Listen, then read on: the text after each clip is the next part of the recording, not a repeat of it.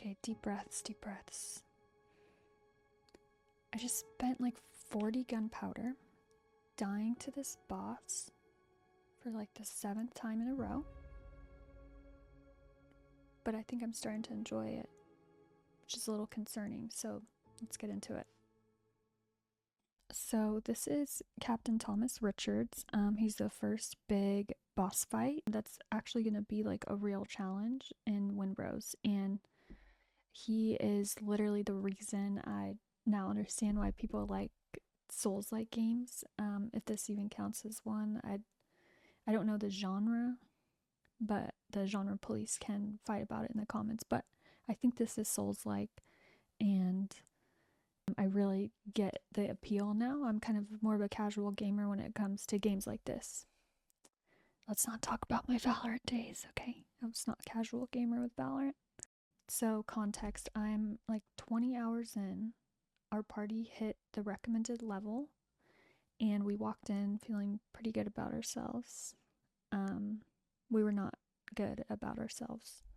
We got wrecked. And also, something we didn't realize is once one person in your party dies during the fight, they cannot come back until either the boss dies or your last friend standing dies too. So it's basically just turns into a 1v1, which makes this boss fight even harder. I did try abusing a bug and getting him to come to the gate and hitting him through there, but it didn't really work. So I think we died a total of 6 times. 6. And somewhere around attempt 3, I realized I was actually having fun, which is a weird thing to notice when you just keep losing, right?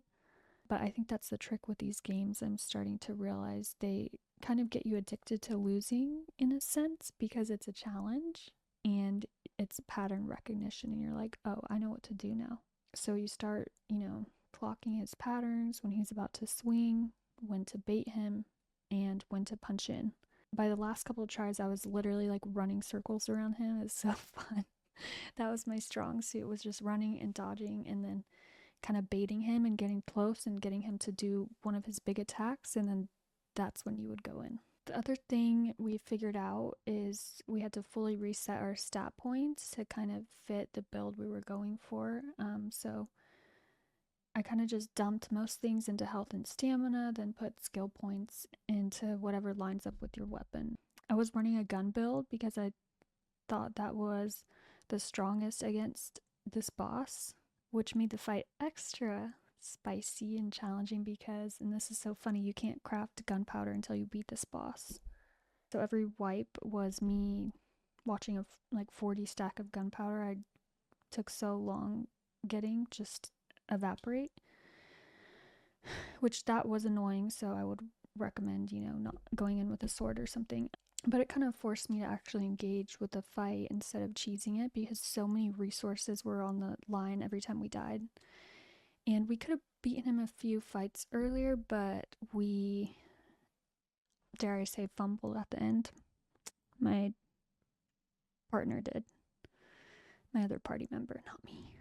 But yeah, I respected that fight. I also refused to look anything up until after we beat him, and turns out there's stackable armor that we completely missed that would give us a chunk of extra health.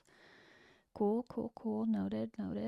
We're getting that next. And now that we've beat him, we just hit the next biome, and I genuinely feel like I've just barely scratched the surface or touched this game, and I know it's early access. So yeah, I have a lot of content to go still. I only play on usually the weekends because I know I need to set aside like 5 hours to feel content. I don't have the time right now during the week for this. That's why you should like and subscribe, because then I could just play games like this all day. It's my job. Make YouTube videos for you guys. And then I can put in like 5 hours every single day, not just on the weekends. But I digress. So here's what I think Windrose is actually getting right, though. The reason this fight felt good once I cracked it is that the game isn't asking you to be fast, it's asking you to pay attention. So you can't button mash your way through it, which is, if I'm allowed to get away with that in a game, I will just do it. Like Crimson Desert, I haven't gotten super far in it, but other similar games, if it doesn't punish you for button smashing, like I will keep doing it. Well, on a mouse, I will keep fucking clicking, but you cannot do that in this. So it's asking you to pay attention, but at the same time, you don't need frame perfect dodges or whatever. Like, you don't have to be perfect. It's not, I don't think it's as challenging as something like Elden Ring. You know, it just wants you to watch the boss for like 10 seconds before you swing or figure out your strategy, and that's it. Yeah, Windrose is kind of strikes a nice balance in the middle between, you know, games that punish you for breathing too hard or ones that just hand you the win. So for me, a little bit of a casual gamer in this genre, that kind of worked out perfectly for me, because Windrose kind of lands right in the middle. And 20 hours in, I'm still finding a lot. I think we're still pretty early game. Okay, well, if you like this or you want more Windrose, just like and subscribe, and I'll see you in the next biome.